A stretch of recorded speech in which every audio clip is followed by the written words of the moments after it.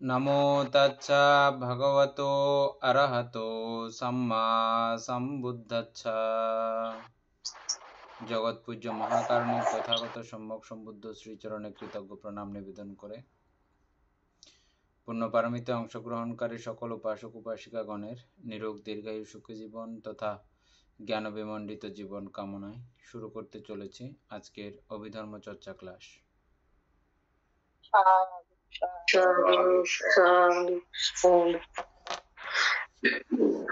আমাদের page number কত? 103 অনপত্র পা থেকে শুরু হবে।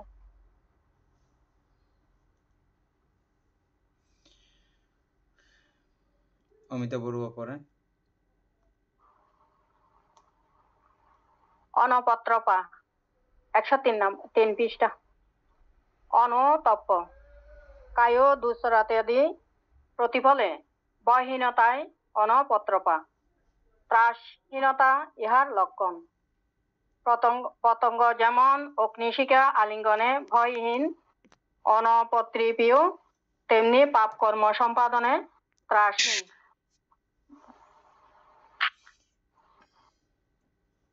মানে এটা আগে আলোচনা শেষ হয়ে গেছে? হ্যাঁ, এটা ছোট। এটা সার সংক্ষেপে একটু বলো তো।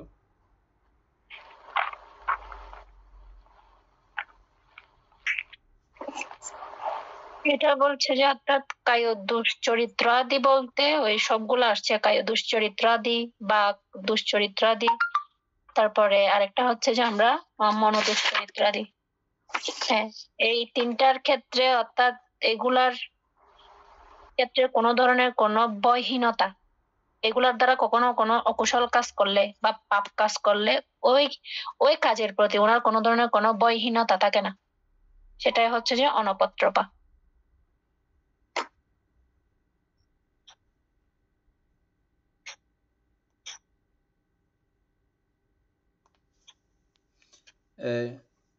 অমিতা বড়ুয়া যেটা বুঝছেন এটা বলেন।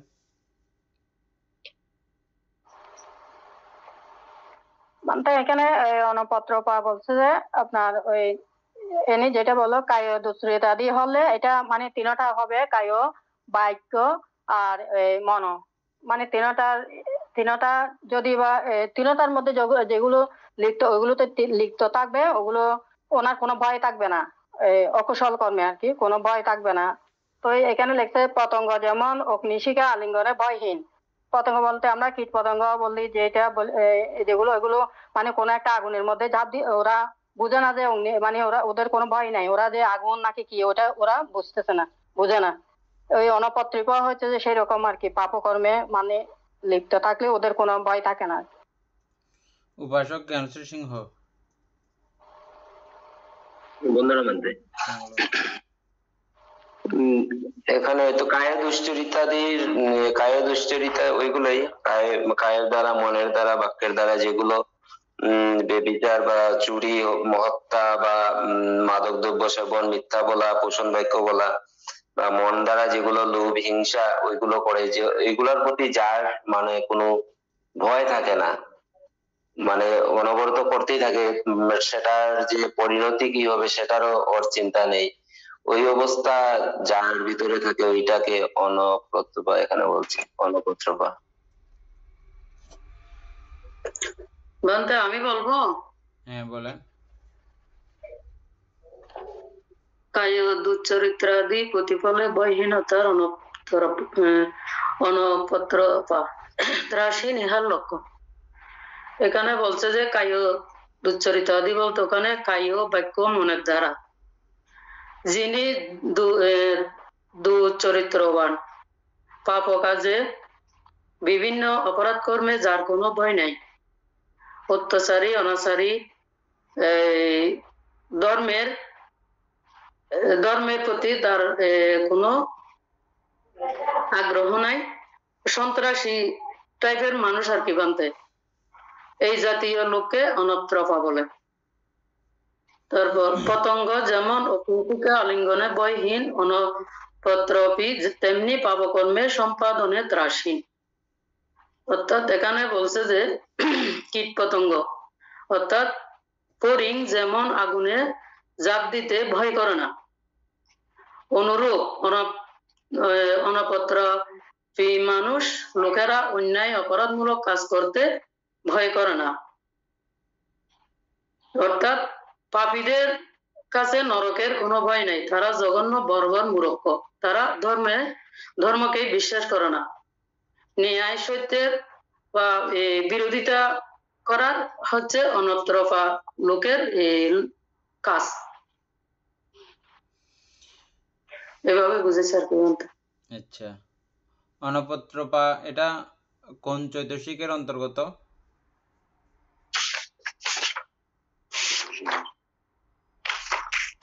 নবদ 14 প্রকার অকুশল চৈতসিকের অন্তর্গত।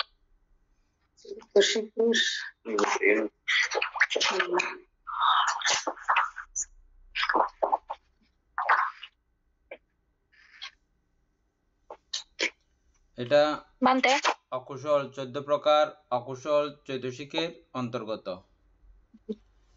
তারপরে এটা আমরা যে অহিরি আলোচনা করেছিলাম, অহিরি অর্থাৎ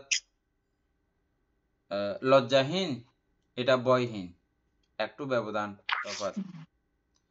ওটা লজ্জাহীন, এটা বয়হীন, আর বিষয়গুলো সবগুলো প্রায়ই সেম। তবে এটা যেমন আমরা এখানে শুধু অকুশল চিত্ত সংগঠন পর্যন্ত এটাকে আমরা চিহ্নিত করি, কিন্তু একটা পর্যায়ে গিয়ে পণ্ডিতগণ যখন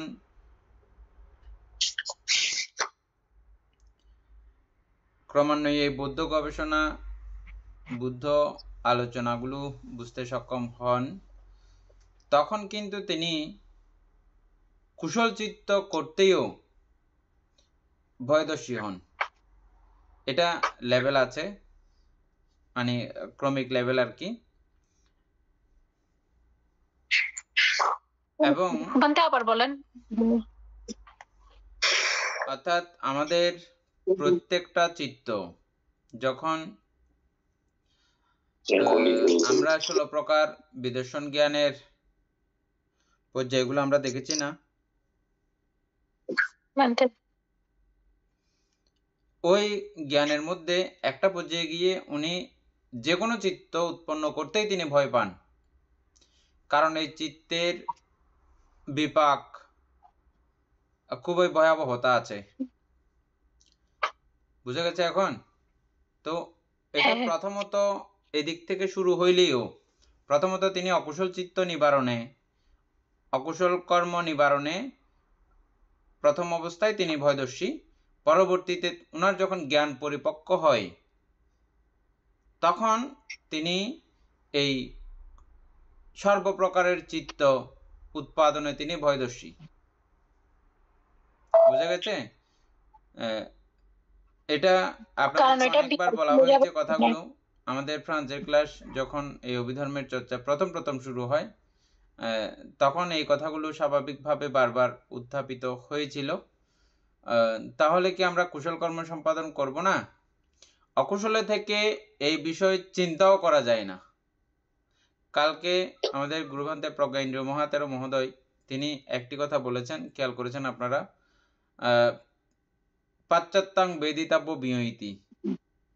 এটা প্রত্যক্ষ করার জন্য, এই ধর্ম হৃদয়ঙ্গম করার জন্য, জানার জন্য, বুঝার জন্য শুধুমাত্র দুইটি ব্যক্তি পারেন, দুই চিত্তের অধিকারী ব্যক্তি পারেন, আর কারো দ্বারা এটা সম্ভব হয় না। এমনি দানশীল ভাবনাও করতে পারবে, কিন্তু চিত্ত একাগ্র করা, সমাধিস্থ করা এবং খুবই গুরুত্বপূর্ণ বিষয়ে বুদ্ধের ধর্ম বুঝাবুঝির ক্ষেত্রে গিয়ে ওনার দ্বারা এটা সম্ভব হয় না। কাদের দ্বারা সম্ভব হয়? শুধুমাত্র দুই চিত্তের অধিকারী ব্যক্তিরা। কোন সেই দুই চিত্ত? সম্প্রযুক্ত এবং সংস্কারিক এবং অসংস্কারিক, এই দুইটা চিত্ত নিয়েই ভান্তে কালকে আলোচনা করেছিলেন, মনে আছে না? দৃষ্টি সম্প্রযুক্ত সংস্কারিক, এই দুইটা চিত্ত গুলো কি? এগুলো কুশল চিত্ত না? হ্যাঁ, তো ওই কুশল চিত্ত আনায়ন তো আপনাকে আগে করতে হবে। ওই কুশল চিত্ত দ্বারা সমৃদ্ধ যেই আপনার পঞ্চস্কন্ধ লাভ হয়েছে, ওই কুশল চিত্ত মাধ্যমে, ওই কর্ম দ্বারা, ওই ভব দ্বারা যেটা আপনি লাভ করেছেন, যে মানব দেহ বা দেবদেহ লাভ করেছেন, ওই দেবদেহ, ওই মানব দেহ দ্বারাই এটা সম্পাদন করা যায়। অন্য কোনো ভাবে এটা সম্পাদন করা যায় না, বা বললেও বুঝবে না। আপনি কুত্তাকে সারাদিন বলেন এই সমস্ত কাণ্ডকীর্তন, বুঝবে? গরুকে বলেন, বুঝবে না, কারণ ওর এই পরিস্থিতি নাই।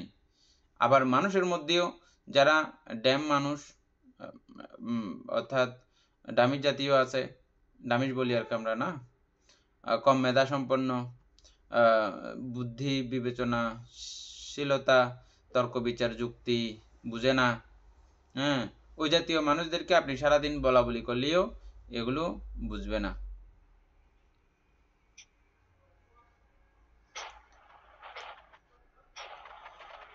আচ্ছা, কি জন্য কথাটা এখানে আসলো যে অনাপত্রপা, মানে হচ্ছে যে এটা অকুশল কর্ম করতে তিনি ভয়দর্শী হন।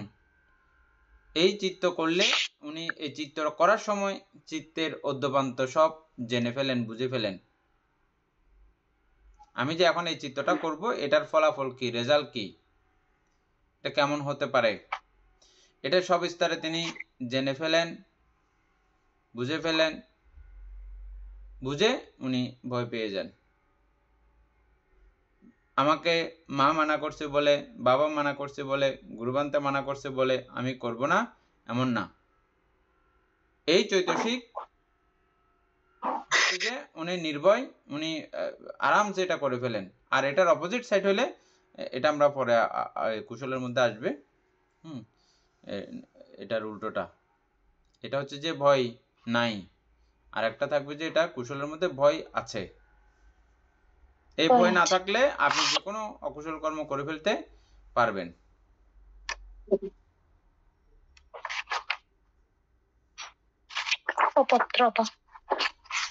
অনামিকা সিংহ, এর পরেরটা পড়ো।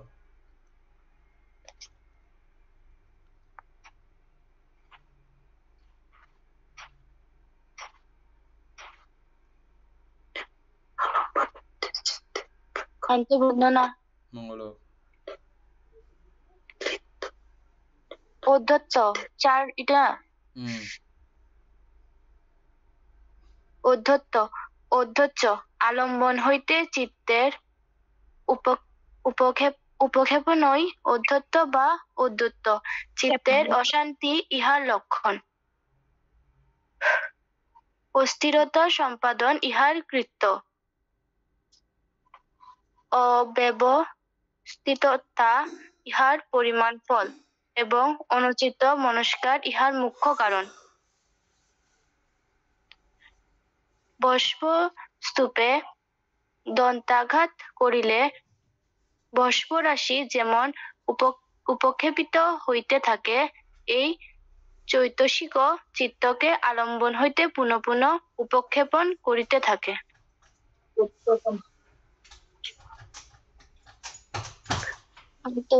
শেষ।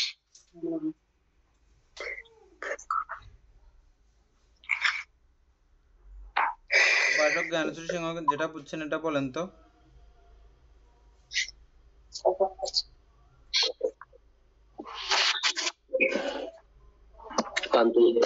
আলম্বন হইতে চিত্তের উৎক্ষেপণই উদ্যত্ত। আলম্বন হইতে আমরা যখন কোনো কিছুতে মনস্থির করি, সেই আলম্বনের মধ্যে মনস্থির করি, সেখান থেকে মানে হঠাৎ করে চিত্তের চঞ্চলতা সেখান থেকে যদি শুরু হয়ে যায়, তো সেটাকেই মনে হচ্ছে যে উদ্যত্ত এখানে বলা হচ্ছে। আর চিত্তের অশান্তি ইহার লক্ষণ। অস্থিরতা সম্পাদন অস্থির মনকে মানে সবসময় অস্থির ভাবে যখনই করতে পারবে, তখনই মানে উদ্যত্তর যেটা কর্ম সেটা সম্পাদিত হয়ে যায়। তো অব্যবস্থিততা ইহার পরিণাম ফল, মানে ব্যবস্থাহীন মানে অবস্থায় থাকে ওইটার পরিণাম ফল, এবং অনুচিত মনস্কার ইহার মুখ্য কারণ। যেটা অনুচিত সেটার সে সম্পর্কে মন সবসময় চিন্তা করবে, যেটা এটা মুখ্য কারণ যেটা প্রতিফলন ঘটায় আর কি। ভস্মস্তূপে দণ্ডাঘাত করিলে ভস্য রাশি যেমন উৎক্ষেপ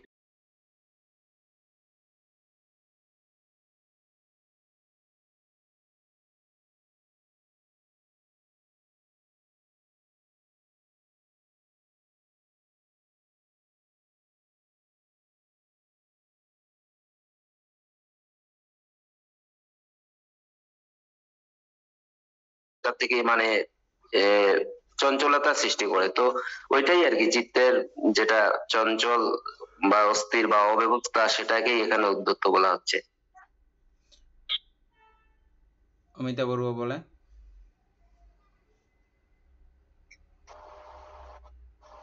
বানতে এখানে উদ্ধত তো আপনার চিত্তের অস্থিরতা। তো যে কোনো আলম্বনে এখানে চিত্তের উৎক্ষেপণই উদ্ধত বা উদ্রিক্ত বলছে আর কি। এখানে চিত্তের মানে চিত্তটা যখন কোনো একটা কাজ করার সময় চিত্ত মানে অমনোযোগী হয়, এখানে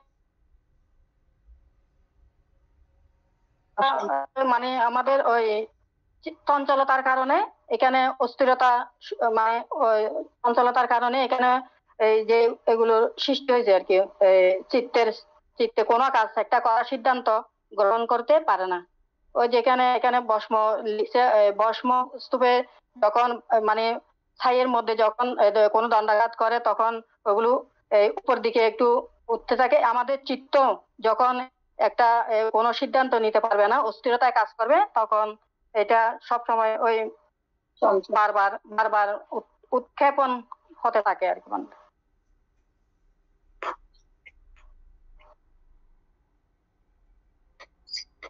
এনে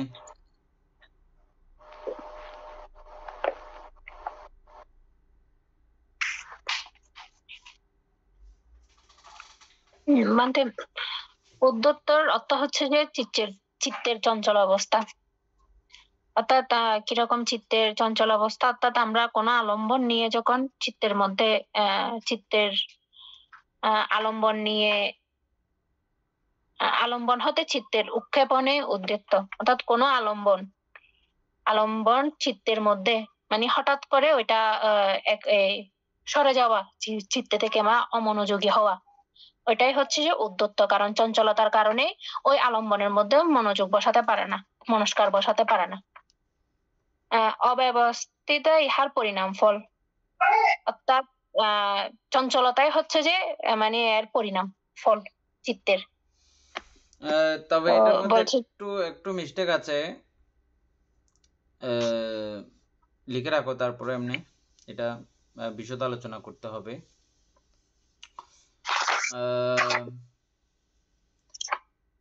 এটা অকুশল চৈতসিকের অন্তর্গত হয়েছে। তো তবে এই যেভাবে লিখেছে এভাবে যদি হয়, এটা কুশল কর্মের মধ্যেও আছে। আমরা যখন মেডিটেশন ধ্যান করি তখনও আমাদের এই উদ্যাচ্চা কুকুচ্চা এগুলো তো আছে না? হ্যাঁ, উদ্যত্ত এটা তখনও আছে না আমাদের?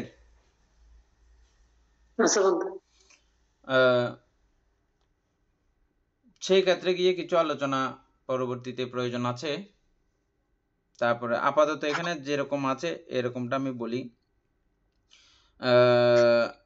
এটা আবার পরে সমাধানও করেছে পরের একটা লাইনের মধ্যে। উপাসক জ্ঞানশ্রী সিংহ খুব খেয়াল করেন বিষয়টা, অনুচিত মনস্কারের বেলায়। শুধু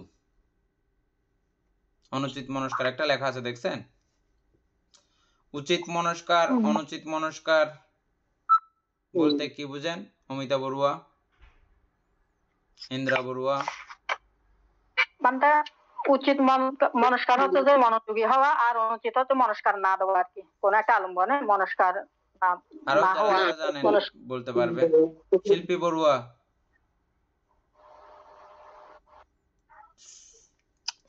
মানে দিদি কথা যেটা বলছে ঠিক আছে। তো ওই যে অনুচিত হচ্ছে যে মানে মানে মন দেওয়া না দেওয়া, আর উচিত হচ্ছে যে মন দেওয়াটা, মনোযোগী হওয়া। যদি তাহলে চললে সর্বনাশ হয়ে যাবে। না ভাবতে এখানে তো কুশলের দিকেও উচিত হতে পারে, মানে মানে এটা তো অনুচিত বলতে যদি আমি ধ্যানের দিকে মানে চিন্তা করি, তো ধ্যানের মুখ্য উদ্দেশ্য হচ্ছে মনকে একাগ্রত করা। তো ধ্যান তো কুশলের দিকে হতে পারে, অকুশলের দিকে হতে পারে। তো এখানে অনুচিত যেটা বলা হচ্ছে মনে হয় মানে অকুশলের দিকটাই দেখা হচ্ছে নাকি, বা অনুচিত যেটার দ্বারা মানে নিজের ক্ষতি হয়, পরের ক্ষতি হয়, সেটাই বলা হচ্ছে। মানে যেটার দ্বারা কোনো লাভ হবে না, নিজেরও লাভ হবে না, পরেরও লাভ হবে না, কেউই লাভ হবে না, সেটাই অনুচিত। হ্যাঁ, আহ, যাই হোক, আমার ছোটবেলা থেকে একটা, আমার বেড়ে না ওঠার পেছনে, আমি সমৃদ্ধ না হওয়ার পেছনে, লোকীয় সমৃদ্ধি আর কি, বা লোকত্ব সমৃদ্ধিও বলেন, এই সব সময় এগুলো অন্যের উপর ডিপেন্ডেবল থাকতাম আমি। গুরুভান থেকে জিজ্ঞেস করা যেটা সেটা, এরকম করে সবসময় ইয়া করতাম। করতে করতে নিজের ইয়াটা হয় নাই, কনফিডেন্স লেভেল কখনো ওটা আসে নাই। হ্যাঁ, এটা আমার শিক্ষা থেকে আমি বলতেছি। এখনো অবধি আমি কিছু করলে এটা কারো থেকে জিজ্ঞেস করা, ইয়া করা, জিজ্ঞেস করে করে করা, করতে করতে ইয়া হয়ে যায়। তা আমরা প্রত্যেকে এরকম নিজের উপরেও কিছু কি রাখবো, মানে শক্তি আমি আমি এটা বুঝতেছি। আমার এটা এরকমই, এটা অন্যজনে বুঝলে হবে না, কিন্তু অন্যজনের বুঝায় আমার মাথায় ঢুকবে না। এটা আমি কি বুঝছি, বুঝছেন? যেমন এখানে গুরুভ্রান্তি অনেক কিছু আলোচনা করে, আমরা সব সময় এটা আমরা সেই অরণ্য থেকে শুরু করে সবসময় তিনজনের মধ্যে এটা নিয়ে ঝগড়া, সবসময় আমাদের এই অভিধর্ম নিয়ে ঝগড়া, তিনজনে তিন মতো করে বুঝি। হ্যাঁ, যে কোনো এক সময় গিয়ে আবার এটা সমাধান হয়, তিনজনের মোটিভ আবার এক জায়গাতেও আসে, অনেক সময় আসে না, কিন্তু আমি যেটা বুঝছি এটাও এই দৃষ্টিকোণ থেকে এটা ঠিক। হ্যাঁ, এটাও এরকমও ব্যাপার কিছু ঘটে। তো সেজন্যই বলছি নিজের উপরে আমরা এগুলো ইয়া রাখা। আচ্ছা, যাই হোক, এটা যেটা প্রথমে সমস্যা দেখলেই লেখাতে, পরবর্তীতে একটা বিষয় আবার এটা ইয়া হয়েছে, ক্লিয়ার হয়েছে। অনুচিত মনস্কার, অনুচিত মনস্কার কুশল বিষয়ে যখন মনোযোগ স্থাপন করি, মন একাগ্র করি, তখন বলা হয় উচিত মনস্কার। আর অকুশল বিষয়ে যখন মন ইয়ে করি, তখন হচ্ছে যে অনুচিত মনস্কার। বুঝছেন? এটা শুধুমাত্র অনুচিত পর্যায়ের ক্ষেত্রেই এই অদ্বৈত ব্যবহৃত হবে। এনে বুঝা গেছে? উপাসক জ্ঞান সিংহ বুঝছেন? শুধুমাত্র অনুচিত মনস্কারের ক্ষেত্রে, অনুচিত বিষয়েই যখন মনস্কার দেবেন তখনই শুধু, তখন এটা বেশি থাকে। আর এটা উৎপন্ন হওয়ার কারণ হচ্ছে যে মূলত আমরা যখন আমাদের ইয়ে থাকে, যখন আমাদের চিত্ত চঞ্চল থাকে, মুখ্য জিনিসের প্রতি আমরা দৃষ্টি দিতে পারি না, ততক্ষণ পর্যন্ত আমাদের এটা ছেড়ে ওইটা, যেমন আমি ইয়া পাইছি 20 লাখ টাকা দামের গাড়ি পাইছি, তখন আমার চিত্ত সদা সর্বদা চঞ্চল থাকে 40 লাখ টাকা দামের গাড়ি পাওয়ার জন্য। আমি 1 কোটি টাকা দামের বাড়ি পাইছি, আমার চিত্ত চঞ্চল থাকে 2 কোটি টাকা দামের বাড়ি পাওয়ার জন্য। বুঝছেন? এভাবে প্রতিনিয়ত আমাদের এই চঞ্চলতাগুলো, এটা পেলে এটাতে আমি সন্তুষ্ট না। এখন গন্ধ আস্বাদন করতেছি, কিন্তু আমার শব্দের মধ্যে আমি আকৃষ্ট হয়ে যাই। বুঝছেন? এই কারণে আমরা সদা সর্বদা চঞ্চল থাকে, ওই চঞ্চলতাই হচ্ছে যে মূলত অদ্বৈত। তবে অনুচিত মনস্কার রই, এটা প্রধানত বিষয়। মানে অনুচিত শব্দটাকে যদি সরিয়ে অকুশল চিত্তের মনস্কার এই, তাহলে মানে আরো জিনিসটা ক্লিয়ার। আর যদি কুশল চিত্তের মনস্কার হয় তাহলে উচিত চিত্তের মনস্কার। তো এখানে কুশল চিত্ত আর মানে আর অকুশল চিত্ত এই দুইটাই বোঝাচ্ছে। না, এখানে আরেকটা বিষয় আছে উপাসক, আরেকটা বিষয় আছে। মনস্কার মানে কিন্তু একাগ্রতা। বুঝছেন? এখানে মনস্কারহীন মানে ওই রকম মনস্কারও নাই, ওই যে মনস্কার আছে সেটাও এখানে ইয়ে করতে পারতেছে না।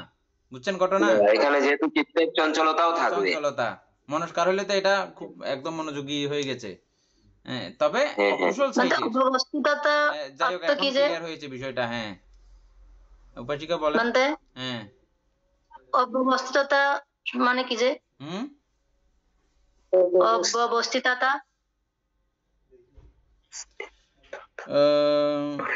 ইহার কৃত্য অব্যবস্থিততা, অর্থাৎ এটা স্থায়ী অস্থায়ী সারাক্ষণ নড়াচড়া করা এই জাতীয় ব্যাপারটা আর কি। অস্থির অস্থির অস্থির অস্থির এক কথায় অস্থিরতা, স্থির করে থাকতে পারে না। হ্যাঁ অব্যবস্থিত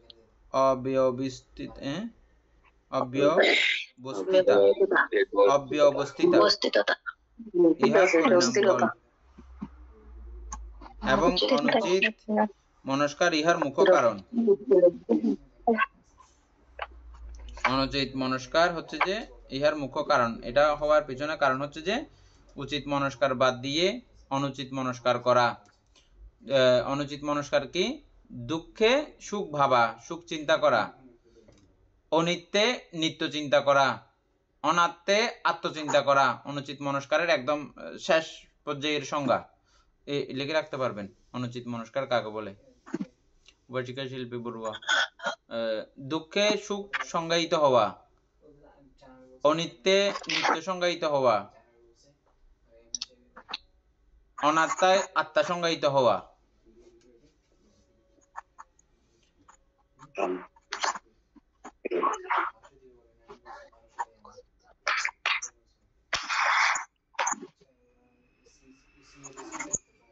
তারপরটা হ্যাঁ আলম্বনে যদি একাগ্রতা না থাকে তখনই মনে হয় অনুচিত মনস্কার এটা উৎপন্ন হয় মনে হয়। আবার বলেন তো, আলম্বনে যদি একাগ্রতা না থাকে তখন মনে হয় অনুচিত মনস্কার বা উদ্যত্ত যেটা সেটা তখন মনে হয় দেখা যায়। যেমন আমি যদি আনাপানসিটির ক্ষেত্রে যদি চিন্তা করি, তো আমার আলম্বন হচ্ছে গিয়ে শ্বাস প্রশ্বাস। তো আমার এখানে শ্বাস প্রশ্বাসে যদি আমার চিত্তে যদি একাগ্রতা না থাকে তখন হয়তোবা আমার কানের মধ্যে শব্দ আসতেছে বা শরীরের মধ্যে কোথাও চুলকানি হচ্ছে। এখন ওই যখনই চুলকানি হচ্ছে, যখনই আমি শব্দগুলো শুনতেছি, তখন কি আমার ওইখানে কি মনস্কার উৎপন্ন হচ্ছে? তো ওইখানে যদি মনস্কার চলে তাহলে আমার চিত্ত তো আনাপানসিক থেকে তাও ওই মানে আলম্বন শ্বাস প্রশ্বাসের আলম্বন থেকে আমার আলম্বন চলে যাচ্ছে ওই চুলকানি সেখানে অথবা কোনো শব্দের সেখানে। তো এই ক্ষেত্রে অনুচিত মনস্কারটা কি এরকম হতে পারে? অনুচিত মনস্কার তো যে কথা আমি এখন বলে দিয়েছি, এখন সর্ব জায়গাতে আপনি খুঁজে পাবেন। একমাত্র নির্বাণই হচ্ছে যে উচিত মনস্কার। লাস্ট একদম ফাইনালি যদি চিন্তা করি, আমরা ফাইনালি যদি চিন্তা করি তাহলে দেখব যে একদম লাস্টের নির্বাণই হচ্ছে যে উচিত মনস্কার। নির্বাণ ছাড়া আর বাকি সব অনুচিত মনস্কার। উচিত মনস্কার হ্যাঁ একদম এখানে এটা গন্ডগোল।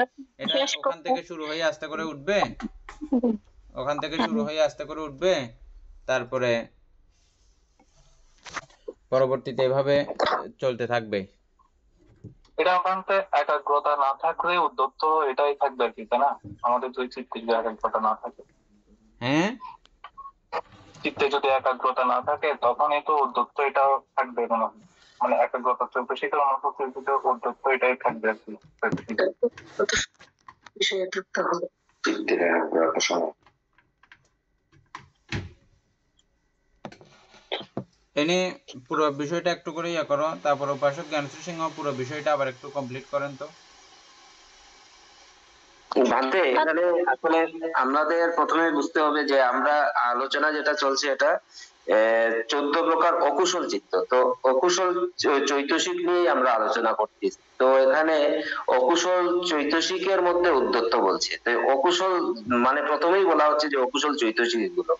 তো অনুচিত তো মানে আবার মানে এখানে আবার ক্লিয়ার করে দিচ্ছে যে অনুচিত মনস্কার, যেহেতু উদ্যত্তটা মানে অকুশলের মধ্যেই উদ্যত্ত বোঝাচ্ছে, তো এখানে কুশল তো আসবেই না।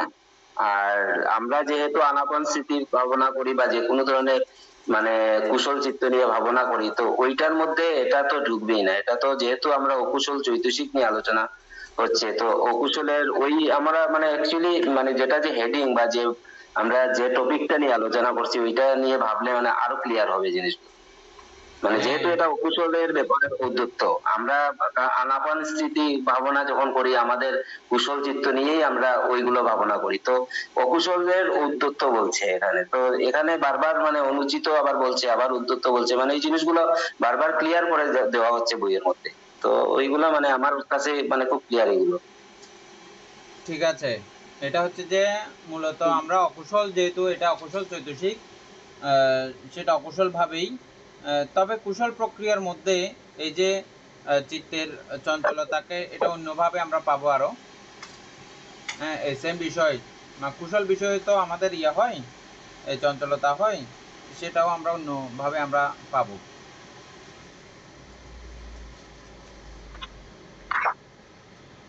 এনি কোনো মতবাদ থাকলে বলো।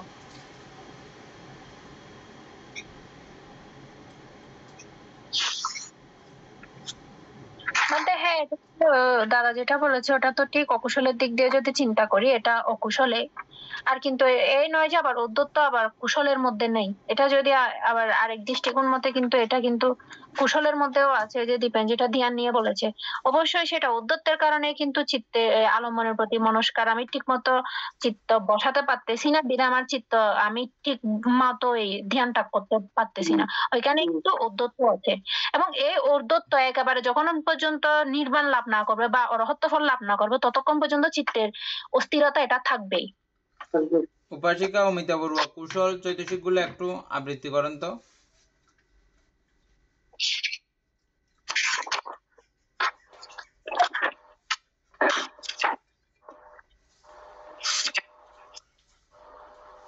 পান্তা এখানে কুশল চৈতসিক হবে আপনার প্রথমে সাধারণ চৈতসিক এগুলো আর কি 19 প্রকার: শ্রদ্ধা, স্মৃতি, হিরি, অনপত্রপা, অলোক, অদেশ, তত্র মধ্যস্থতা, কায় প্রসদ্ধি, চিত্ত প্রসদ্ধি, আর কায় লঘুতা। তারপর এখানে আরো আছে চিত্ত, তারপর আছে চিত্ত ঋজুতা, আর চিত্ত লঘুতা, কায় মৃদুতা, চিত্ত মৃদুতা, কায় কর্মণ্যতা, চিত্ত কর্মণ্যতা, কায় প্রগুণতা, চিত্ত প্রগুণতা, তারপর কায় ঋজুতা। চিত্ত ঋজুতা,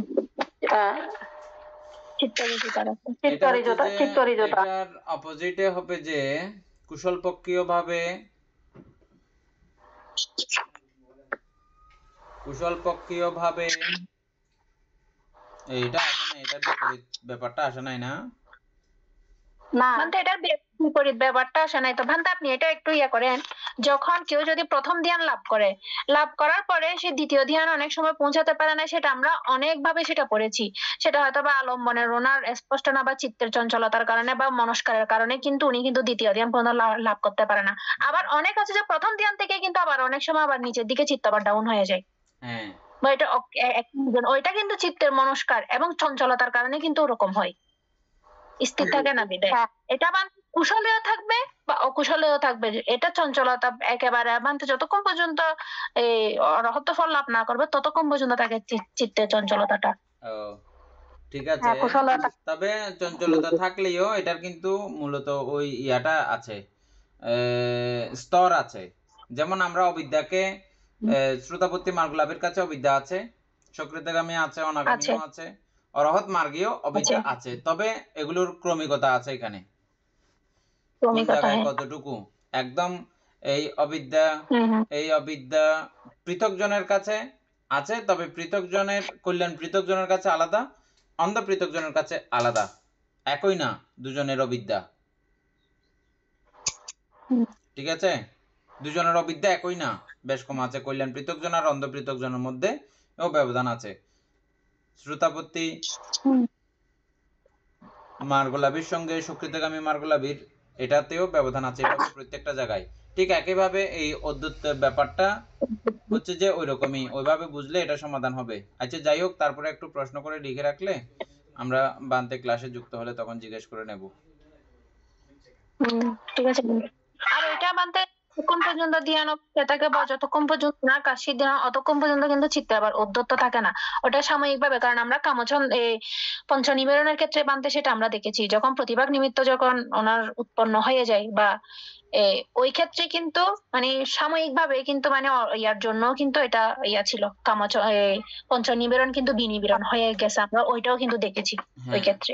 আচ্ছা, তারপরে আর দ্বিতীয় কথা হচ্ছে যে ভান্তে যখন ক্লাস করবে ইয়ে করতে হবে, এই যেমন এই বিষয়টা এগুলো এই এই অদ্ভুত মানে আপনি আপনার মত বানতে বুঝাই দিছে ওই ওই ওই বানতে করে গেলেন, এইগুলো হলে বানতে কয়েকদিন পরে আর ক্লাস করতে পারবে না।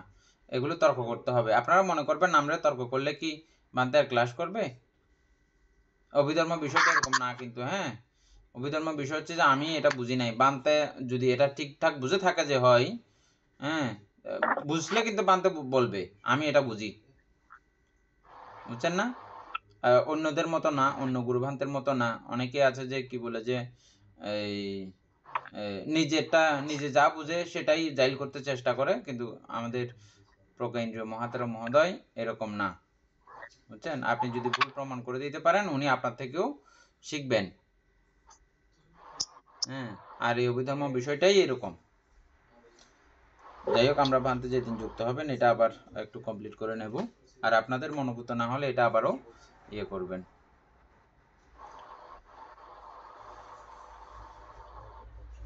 এরপরে হচ্ছে যে লোভ। লোভ সম্পর্কে তো আমরা অনেকবার ইয়ে করেছি, অনেকভাবে জেনেছি। ইন্দ্রা বড়ুয়া লোভটা পড়েন। লোভ, লিপ্সা আসক্তি। লোভ চিত্তকে রূপাদি আলম্বনে আসক্ত করিয়া রাখে, এই রূপে প্রতিষ্ঠিত রাখিয়াই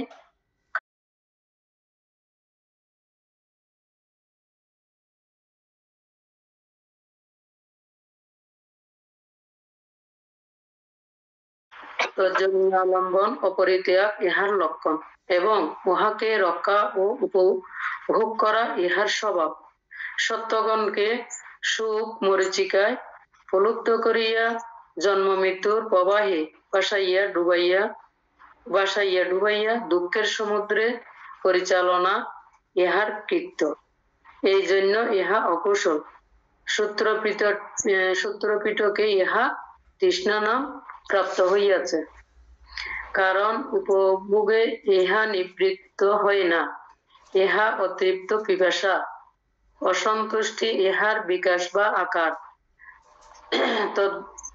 তদ্হেতু জয়মঙ্গল অপ্রঘাতায় স্থবির কবি ইহাকে সহস্র বাহুরূপে চিত্রিত করিয়াছেন।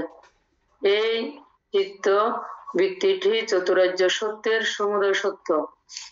আলম্বনের বিভিন্নতা অনুসারে ইহা কামতৃষ্ণা, ভবতৃষ্ণা বা বিভবতৃষ্ণার আকার ধারণ করিয়া চিত্তকে পরিচালনা করে। লোভ চিত্তকে পরের সম্পত্তির অভিমুখে ধ্যান বা চিন্তা করায় বলিয়া ইহার নাম অবিদ্যা। আলম্বনকে মনোরম করিয়া রঞ্জিত করিয়া চিত্তকে আলম্বনের দিকে আকর্ষণ করে, তাই ইহার নাম রাগ। কিন্তু আলম্বন সম্বন্ধে অনিত্য, দুঃখ, অসুচি, অনাত্মা জ্ঞানোদয়ের সঙ্গে সঙ্গে যে সেই আলম্বনের প্রতি লোভ হ্রাস পাইতে থাকে, অলোভ বা নৈষ্কম্য ইহার প্রতিপক্ষ। লোভ অকুশলের হেতু বটে, কুশলের কিন্তু উপনিশ্রয়। রাগং নিরাশায় দানং দেতি শীলং রক্ষেতি উপসত্তকম্ম করতি সমাধিং ভবেতি। মানুষ দেবলোক, রূপলোক এবং ব্রহ্মলোকের সুখে লোপপরায়ণ হইয়া দানশীল ভাবনাদি কুশল কর্ম করিয়া থাকে। এইসব কর্ম সম্পাদনকারীর চিত্তে লোভ চৈতসিক সম্প্রযুক্ত থাকে না। এই জন্য ইহারা কুশল কর্ম। এই রূপে লোভ কুশলের পরোক্ষ কারণ, উপনিশ্রয় হয়, হেতু হয় না। উপাসিকা মায়া বড়ুয়া এক লাইন করে আলোচনা করতে পারবেন? আপনি যেটা বুঝছেন আর কি, আলোচনা করতে অনেকেই ভয় পান, এখানে ভয় পাওয়ার কিছু না। আপনি যেটা বুঝছেন এটা বলবেন, যে বুঝছেন, আপনি যেটা বুঝছেন এটা, এখানে অন্য মহামরি কিছু নাই। আপনি তো কিছু বুঝেন ওই লাইনটা পড়লে, এটা তো বাংলা, এটা তো আর ইংরেজি না। না, আপনারা যেহেতু শিক্ষিত মানুষ, আপনারা এগুলো বুঝেন তো পড়লে মাত্র। যেটা বুঝছেন এটা বলবেন, যে এক লাইন করে এভাবে ইয়া করেন তো দেখি।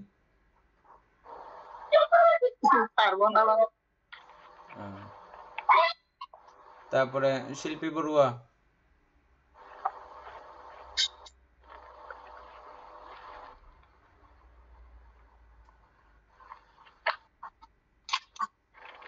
লোভ, লিপ্সা, আসক্তি। লোভ লোভ মানে বানতে তৃষ্ণা, আসক্তি, লিপ্সা, আসক্তি। মানে যে আমরা যে কোনো কিছুতে লোভ মানে লোভ লোভ করি। লোভ চিত্তকে রূপাদি আলম্বনে আসক্ত করিয়ে রাখে। কোনো একটা মানে যে কোনো কিছুর প্রতি আমরা লোভে যখন মানে লোভে বেশি মোহিত হয়ে যায় আর কি, বানতে আসক্তি হয়ে করিয়ে রাখে। এই রূপে প্রতিষ্ঠিত রাখিয়ে কায়কর্ম, বাক্যকর্ম ও মনোকর্ম সম্পাদন করায়।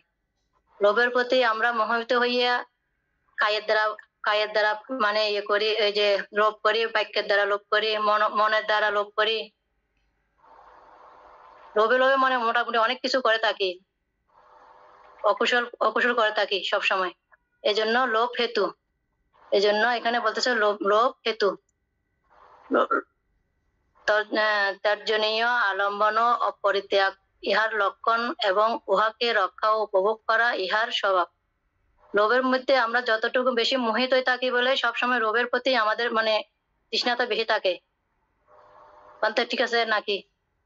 হ্যাঁ, আচ্ছা ঠিক আছে, আমি আরেকবার ইয়া করে নি। হ্যাঁ, লিপসার সঙ্গে আমরা বড়ুয়ারা বেশি পরিচিত আছি। এটা আমাদের এমনি ব্যবহারে আমরাও ব্যবহার করি আর কি, কথায় কথায়। না, আপনারাও করেন না? বেশি লিপসা বাড়ি কি তোর বলি না এরকম? হ্যাঁ, বেশি লোভ বাড়ি লিপসা, লালসা এগুলো। হ্যাঁ, আসক্তি হচ্ছে যে বইয়ের ভাষা, না? বইয়ের ভাষা মোটামুটি ব্যবহার হচ্ছে। লোভ চিত্তকে রূপাদি আলম্বনে, রূপাদি বলতে রূপ, শব্দ, গন্ধরস, স্পর্শ, এই বুঝতে হবে। হ্যাঁ, রূপাদি আলম্বনে আসক্ত করিয়া রাখে। আসক্ত করিয়া রাখে মানে এখানে ধরিয়া রাখে, বাঁধিয়া রাখে, ধরিয়া রাখে। হ্যাঁ, আকৃষ্ট করিয়া রাখে। এই রূপে প্রতিষ্ঠিত রাখিয়াই, এভাবে প্রতিষ্ঠিত রাখিয়া কায়কর্ম, বাক্যকর্ম, মনোকর্ম সম্পাদন করায়। এই জন্য লোভ হেতু। লোভে এই আলম্বনগুলোতে এভাবে মূলত ও লিডারিত্ব করে, প্রতিনিধিত্ব করে, ওর নেতৃত্বে ও অকুশল কর্ম করায়। সেজন্য এই লোভকে হেতু বলা হয়েছে। হ্যাঁ, মানে এর কারণে, লোভের কারণে এই অকুশলটা করা হচ্ছে, করতে পারা যাচ্ছে ওর নেতৃত্বে, ওর ইয়াতে, ক্ষমতায়। এই জন্য ইহাকে বলা হয় হেতু। তেজনীয় আলম্বন অপরিত্যাগ ইহার লক্ষণ। এটা কি বুঝছেন এনি বড়ুয়া? তেজনীয় বলতে অর্থাৎ যে আলম্বনের দ্বারা আমাদের লোভ উৎপন্ন হয়, ওই ধরনের আলম্বন উনি কিন্তু ত্যাগ করতে পারে না। অপরিত্যাগ হচ্ছে যে ইহার লক্ষণ। যে আলম্বনকে পরিত্যাগ করতে হবে, ওই আলম্বন উনি পরিত্যাগ করেন। এখানে হচ্ছে যে যেগুলো আমাদেরকে ত্যাগ করা দরকার, হ্যাঁ, বাইর করে দেওয়া দরকার, দূর করে তাড়িয়ে দেওয়া দরকার। তেজ্য মানে তেজ্য করে দেওয়া, তেজ্য পুত্র বলি না আমরা? হ্যাঁ, ওই তেজ্য করে দেওয়ার বিষয়কে, যেগুলো তেজ্য করে দেওয়ার, তাড়িয়ে দেওয়ার বিষয়কে, না তাড়িয়ে দেওয়া থেকেই, তেজনীয় বিষয়কে না তাড়ানোর কারণেই হচ্ছে যে এটার উৎপত্তি মূলত। অপরিত্যাগ অপরিত্যাগ ইহার লক্ষণ। আলম্বন অপরিত্যাগ ইহার লক্ষণ।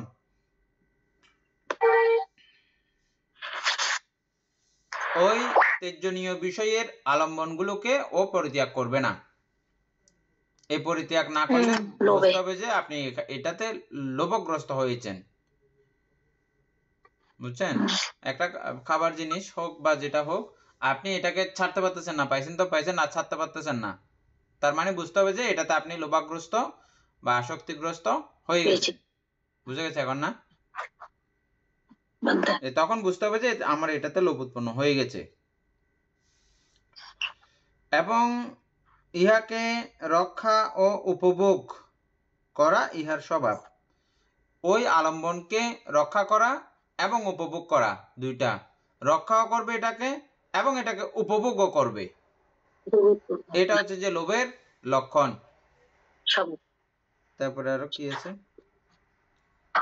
লক্ষণ তখন ইহার স্বভাব। করা ইহার স্বভাব। সত্যগণকে সুখ সুখ মরীচিকায় প্রলুব্ধ করিয়া জন্ম মৃত্যুর প্রবাহে বাসাইয়া ডুবাইয়া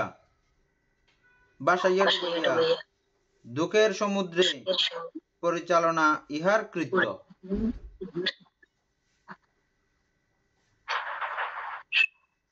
মরীচিকা তো ওইদিন বলছিলাম, মনে আছে সবার না? মরীচিকা কাকে বলে? দীপেন বাবু বলেন তো আবার মরীচিকা। আমরা বলতে এই চিটাঙ্গা ভাষায় বলি ওই জাঙ্গার আইছে, জাঙ্গার আসছে, জামার, এগুলাকে মরিচিকা বলে না? দীপেন বাবু বলে না, এটা মরুচিকা, এটা হচ্ছে গিয়ে মরুভূমিতে যেটা দেখা যায় আর কি। ওইখানে যখন রোদ পড়ে, রোদে বালুটা এতটাই গরম হয়ে যায় যে তখন ওইখানে দূর থেকে দেখলে এটা ওই ওই পুকুরের পানি বা জল যেরকম দেখায়, অনেকটা এরকম দেখায়। মনে হয় যে কি ওই মানে যে জায়গাটা দেখা যাচ্ছে সেখানে মনে হয় একটা পানি মানে পুকুর টাইপের কোনো কিছু আছে, এরকম মনে হয়। ওইটাকে দেখে বালি মনে হয় না, মনে হয় যে এটা একটা পানি। হ্যাঁ, এটা যারা মরুভূমিতে আছে তারাই এটার সঙ্গে পরিচিত। আর আমরা এটা আমাদের যে দেশে, যেহেতু বাংলাদেশে যেহেতু মরুভূমি নাই, ইন্ডিয়ার মধ্যে চীনে অনেকে মরুভূমির আশপাশে যারা অবস্থান করে, যাদের অবস্থিতি আছে, তারা জানে এই মরুভূমি। ভান্তে ওই যে অনেক সময় ওই যে ন্যাশনাল হাইওয়ে গুলোতে মানে সোজা যখন রাস্তা হয়, তখন রাস্তার উপরে যখন রোদটা পড়ে তখনও দূর থেকে মনে হচ্ছে যে ওইখানে কিছু জল আছে, সামনে যাওয়ার পরে দেখা যায় না, কিছুই নেই। হ্যাঁ, এটা অনেক সময় রাস্তার উপরে, লম্বা হাইওয়ের মধ্যে কিন্তু আছে এটা। হ্যাঁ, লম্বা হাইওয়ের মধ্যে এগুলো দেখা যায়। হ্যাঁ, ঠিক আছে, তাহলে ওটাকেই বলা হয় মরুচিকা। ঠিক আমরা এই বিষয়গুলোতে, এই পঞ্চকামগণীয় বিষয়গুলোতে আমরা এভাবে প্রলুব্ধ হয়ে আমরা থাকি।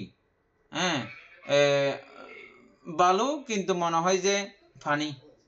ঠিক এটা দুঃখ, আমাদের কাছে মনে হয় যে এটা সুখ। এটা অনিত্য, আমাদের কাছে মনে হয় যে এটা নিত্য। এটা অনাত্ম, আমাদের কাছে মনে হয় যে এটা আত্ম। বুঝা গেছে? এটাই হচ্ছে যে মরীচিকা। এই মরীচিকার মতো অবস্থা আমরা বুঝি না, আর ওটাতে আমরা প্রলুব্ধ হয়ে মরীচিকার পিছনে দৌড়াইতে থাকি, দৌড়াইতে মানে সংসারের এই জন্ম মৃত্যুর চক্রান্তে পড়ে বারবার ঘূর্ণীয়মান হতে থাকি, ঘুরতে থাকি। এই ঘোরার যেন কোনো আর সমাপ্তি হয় না। এবার ডুবাইয়া এই সংসার সমুদ্রের মধ্যে আমাদেরকে পরিচালিত করা এই লোভের কৃত্য, বা এটা প্রধান কাজ। লোভের প্রধান কাজ কিভাবে সাংঘাতিকভাবে কষ্ট দিচ্ছে আমাদেরকে না, এই লোভটা। এই জন্য ইহা অকুশল। কষ্ট দেয় বলে, দুঃখ দেয় বলে, অশান্তি দেয় বলে এটা অকুশল। সূত্রপিটকে ইহা তৃষ্ণা নাম প্রাপ্ত হইয়াছে। সূত্রপিটকের মধ্যে এটাকে আবার, এই লোভকে তৃষ্ণা নামেও আপনারা চিনবেন। লোভ বললে, তৃষ্ণা বললে কোনো ব্যতিক্রম না, একই কথা। হ্যাঁ, লোভ বা তৃষ্ণা একই কথা। সূত্রপিটকের মধ্যে এটাকে তৃষ্ণা নামেই ডাকে, আর পালির মধ্যে তানহা বলে ডাকে। কারণ উপভোগ ইহা নিবৃত্ত হয় না। এটা তৃষ্ণা বলার পিছনে একটা কারণ আছে। তৃষ্ণা কখন বলি? আমরা পিপাসিত হলে তখন এটাকে আমরা তৃষ্ণা বলি না? পিপাসিত হলে, হ্যাঁ। তো এটা আপনি যতই খাবেন খান, যেন অতৃপ্ত, তৃপ্তি মিটে না। আপনি এ পর্যন্ত কত সুন্দর জিনিস দেখেছেন, চোখের মনোরমতা, হ্যাঁ, এটা তৃপ্তি মিটেছে? এটা কিছুদিন ব্যবহার করো, না না এটা না, আরেকটা হলে ভালো হয়। হ্যাঁ, এরকম প্রত্যেকটা বিষয়, পঞ্চকামগণীয় প্রত্যেকটা বিষয়ই এভাবে যতই দেখেন না কেন, যতই উপভোগ করেন না কেন, এটা যেন শেষ হয় না। অনেকে বলে বুড়ো হইলে এগুলো ইয়ে হয়ে যায়, এটা আর ইয়ে থাকে না। আরে দেহ বুড়ো হয়ে যে মন বুড়ো হয় না। মন আগের মতো টকটকা জোয়ান, 16 বছরের মতো, 17 বছরের মতো, বুঝছেন না? মন চির যৌবন থেকে যায় যারা জ্ঞানবৃদ্ধ হয় না তাদের জন্য, বুঝছেন? জ্ঞানবৃদ্ধ চিনেন তো? এমনি শরীর দিয়ে বৃদ্ধ হলে কষ্ট, আর জ্ঞানবৃদ্ধ হলে সুখ। জ্ঞানবৃদ্ধ কাকে বলে? যারা এইভাবে অভিধর্ম চর্চা করে নিজেকে জ্ঞানে সমৃদ্ধ করেছেন, জ্ঞানে শক্তিশালী করেছেন, তারা জ্ঞানবৃদ্ধ, বুঝেছেন? তাহলে জ্ঞানে বৃদ্ধ হবেন নাকি শরীর দিয়ে বৃদ্ধ হবেন? আমার কতগুলো চাকমা উপাসক উপাসিকাকে এগুলো আমি প্রায় বলতাম, এরা মুখস্থ করে ফেলতো, শর্ট করে বলে ফেলতো, বানতে আমরা জ্ঞানবৃদ্ধ হব, নাইলে এই ঠ্যাং বেতা ওমা ফিরে টিকানো যার, এরকম বলতে হবে। আর জ্ঞানে বৃদ্ধ হলে ও এটা জ্ঞান দিয়ে দেখতেছে, উনি অতটাও পীড়া বা দুঃখ অনুভব করে না। এটা শরীরের ধর্মতা, এটা পেতে হবে। আমার যেটা কাজ, আমি এটার অনিত্যতা উপলব্ধি করি, জানি, বুঝি, এভাবে করবে তারা। এটাতে তারা এত বেশি ইয়ে হন না, ত্রাসিত হন না, বয়যুক্ত হন না। আচ্ছা, আর একটু সময় আছে, এটা শেষ, সময় তো শেষ হয়ে গেছে, তারপর আর একটু এখানে পড়া আছে, এটা একটু শেষ করে দিই।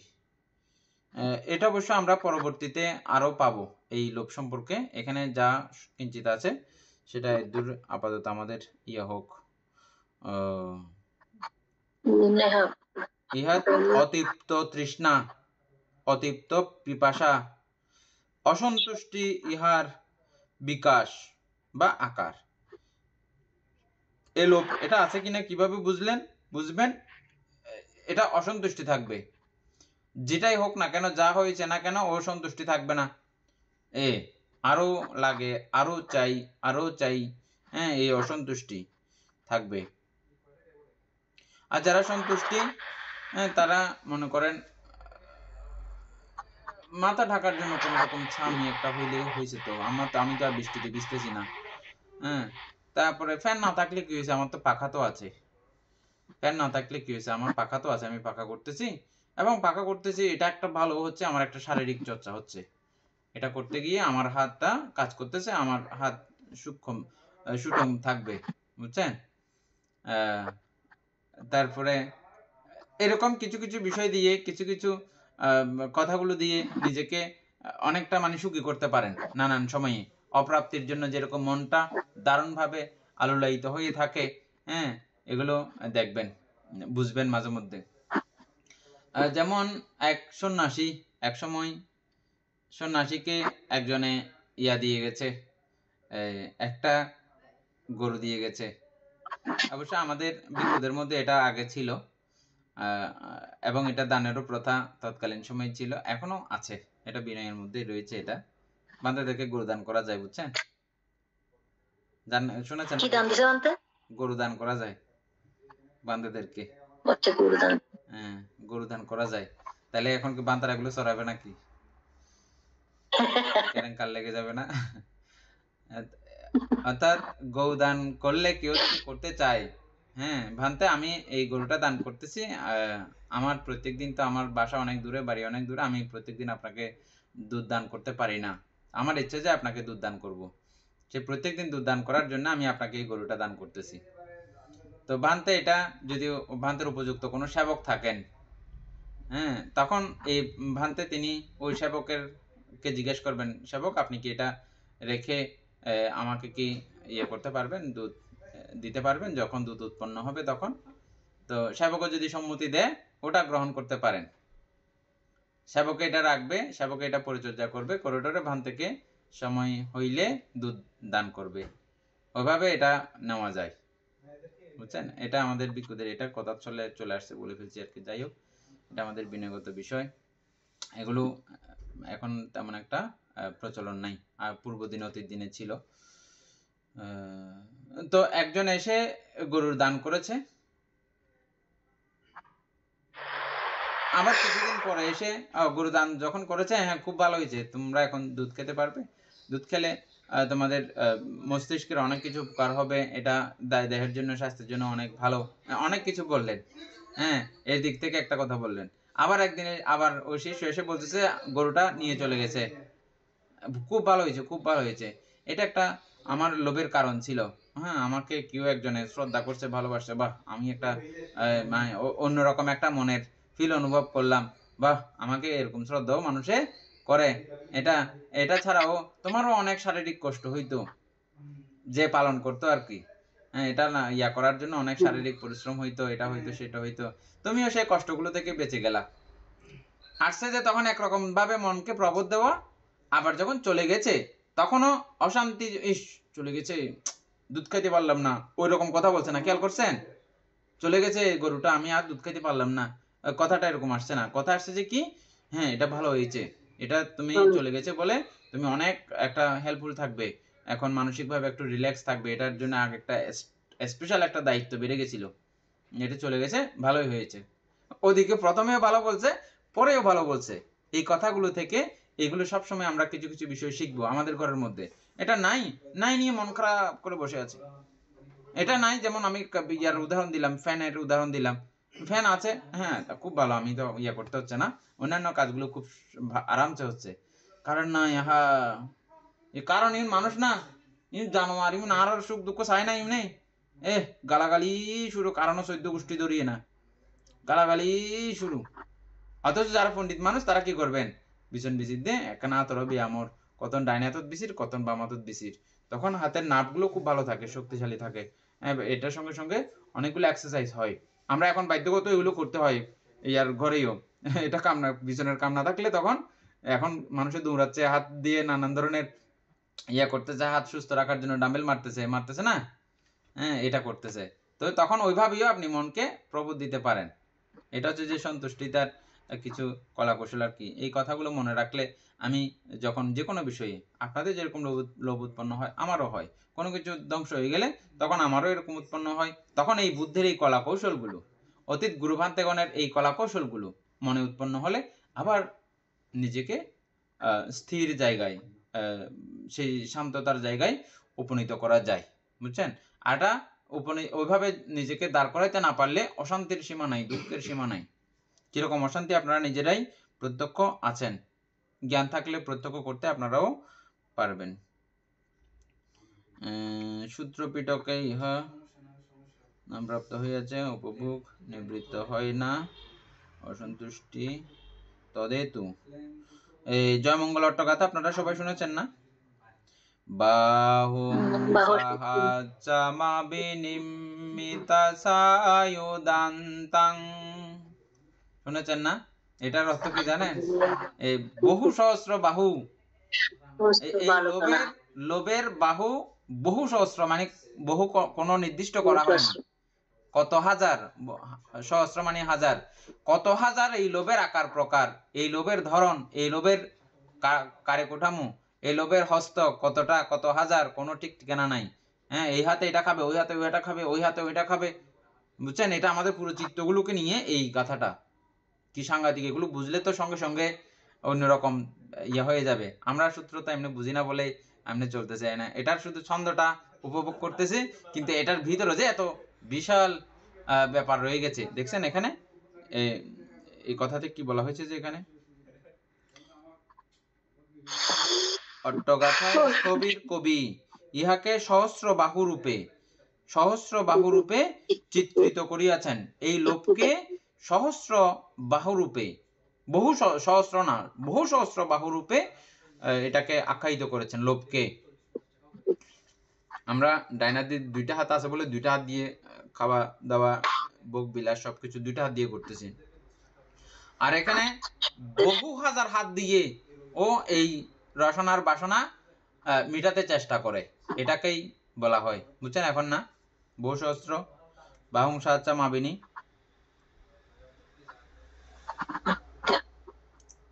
আর কি আছে?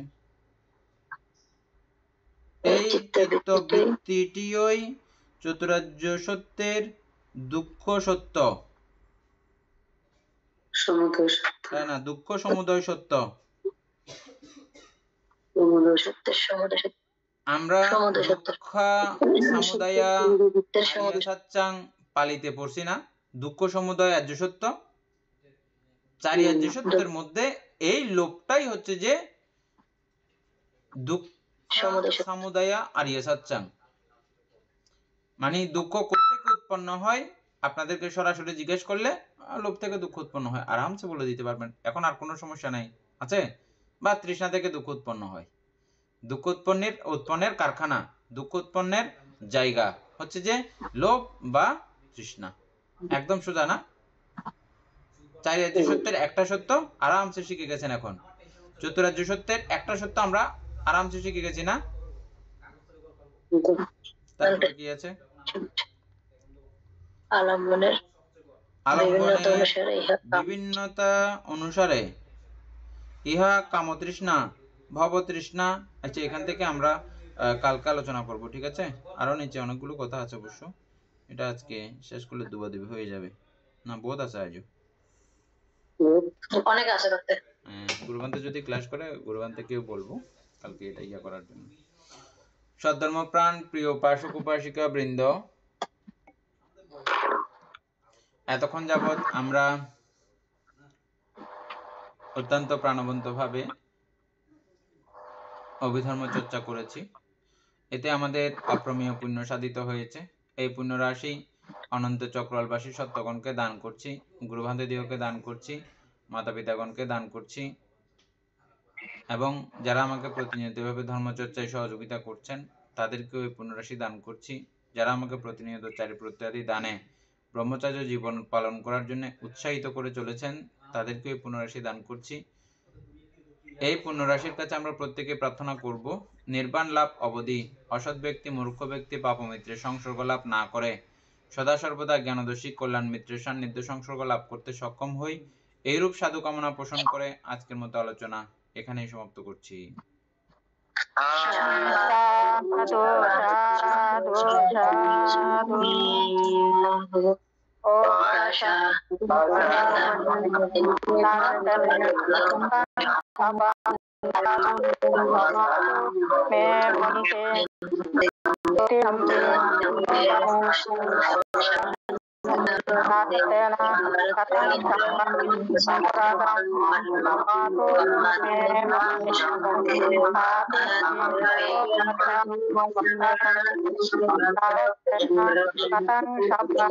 অপরাধ